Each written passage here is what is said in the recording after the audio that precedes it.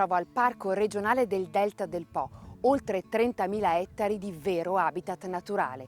Pensate che qui ci sono quasi 400 specie diverse di uccelli e oltre 1.000 specie vegetali. E qui precisamente sono in Via delle Valli, che è uno degli itinerari ciclabili più belli del parco.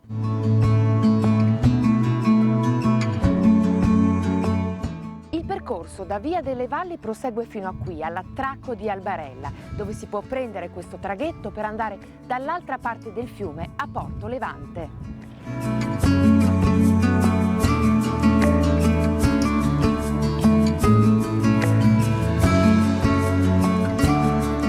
Tanti sono i turisti che visitano questo parco in bicicletta e da qui si può proseguire fino a Porto Tolle, ma anche fino in Emilia-Romagna e godere di uno spettacolo faunistico davvero unico.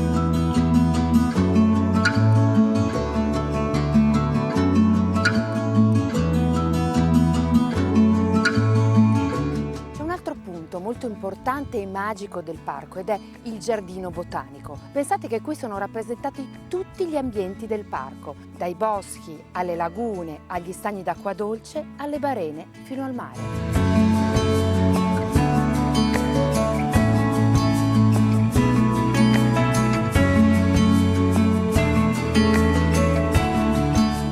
Insomma, un luogo in cui si può davvero godere di panorami straordinari, della grande biodiversità della natura e dei colori meravigliosi dei fenicotteri rosa.